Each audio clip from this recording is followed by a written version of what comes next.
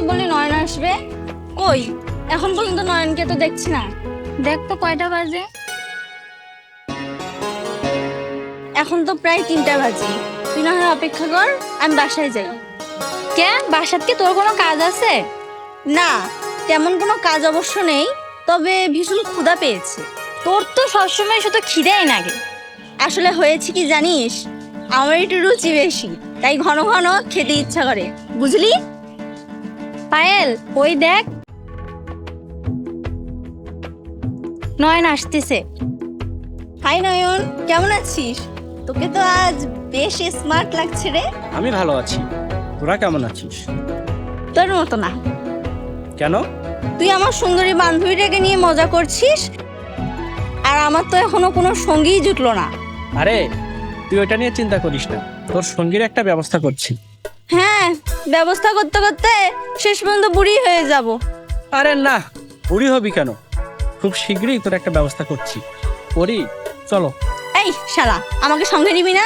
যেতে চাইলে যেতে পারিস। না রে ভাই, তোরা দুজন যা, আমি পারলে অন্য একদিন যাব। আমি বাসায় যাই। পরি, তুই যা, কাল কলেজে দেখা হবে। ঠিক আছে, রাতে ফোনে কথা হবে। আচ্ছা। নয়ন, হাঁটো যাই। ঠিক আছে, চলো।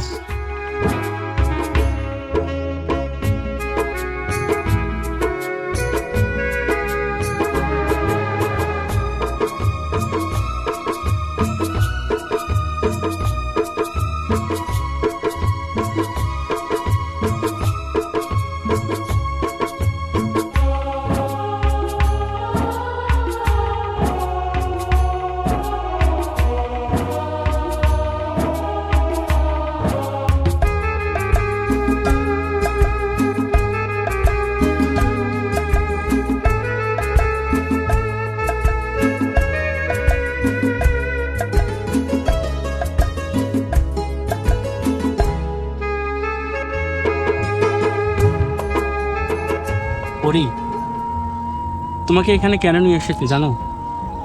না বলে মই জানিম কেঙ্কা করি। কথাটা বলতে যদিও আমার কষ্ট হচ্ছে, তারপরও কথাটা তোমাকে না বললেই না। আমি কিছুদিনের জন্য ঢাকা বলছি। হঠাৎ করে ঢাকায় যাওয়ার চিন্তা হলো কে? ওকালতি করবো তাই। ভালো কথা, কিন্তু মই তোমার সাথে থাকিম কেঙ্কা করি, সেটা কি একবারও ভাবি দেখছেন?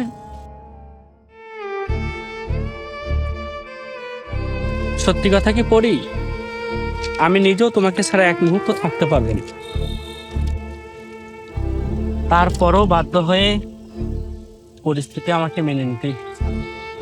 নয়ন, তোমার কথা শুনি কেন জানি মোর ভয় হতিছে। কেন করি? ঢাকার যায়া তোমরা যদি মোক ভুলি যান সেই জন্যে।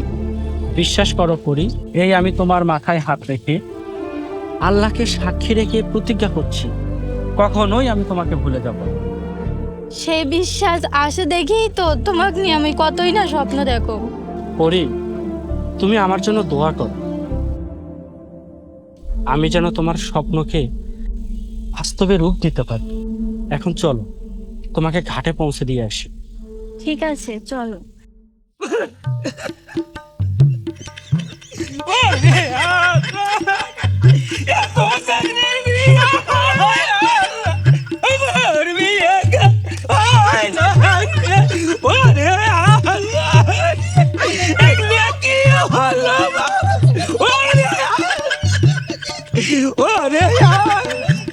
মানুষের ঘর আসে মোহর কে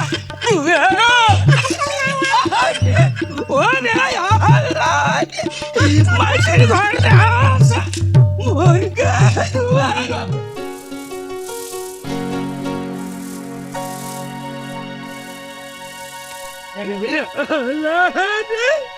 মানুষের ঘর আসে মোর দুয়ারে আছে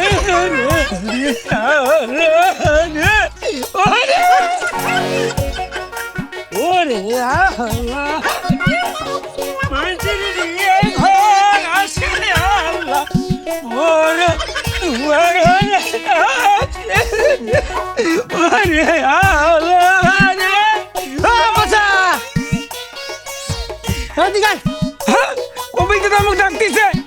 নিশ্চয়ই কবিতা আমাকে বিয়ে করাবে। উরে হায়রে, কি মজা প্রবীণ দাদা, তোমাকে ডাকলু কে? আরে তুই যে বিয়ে বাংলা সারা গ্রাম কান্দি বেড়াস, তোক দিয়ে বেটি হয়েছে, কিরা বিয়ে দিবে রে?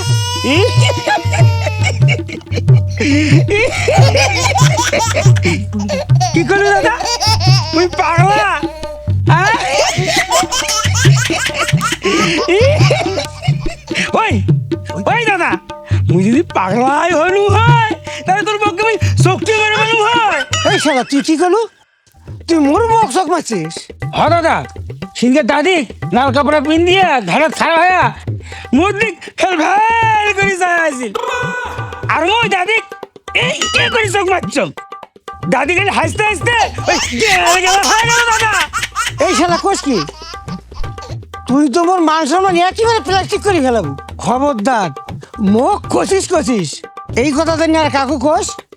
আচ্ছা দাদা, এই কান্দন আমি কাক্ক কমানো। এখন একটা বিড়ি থাকলে দে, নেশা আমার একেবারে পাকি গেছে। এই শোন, হলে বিড়ি টিড়ি খাওয়া যায় না, ক্যান্সার হয় ক্যান্সার। এই ক্যান্সার বিড়ি কাক কয় দাদা?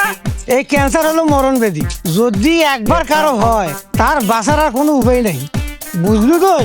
বুঝছম দাদা, বুঝছম। আজ থাকি তাহলে আমি আর বিড়ি মেয়ে বুদ্ধি বানুম, কারণ এই ক্যান্সার হয়ে যদি মরি যাম তাহলে ছেলেগুলো কি হবে? এই তো ব্যাপারটা তুই বুঝতে পারছিস। ও দাদা, এখন তাহলে ক মোর বিয়ের কি হবে? তার মানে এই কথা ও কথা দেও বাবা ওলা কথা। তোর বিয়ে তুই জেঙ্গা করে পারিস, করে যা। বুঝছম দাদা, বুঝছম। মোর ভরা সহ্য করার মতো কেউ নাই।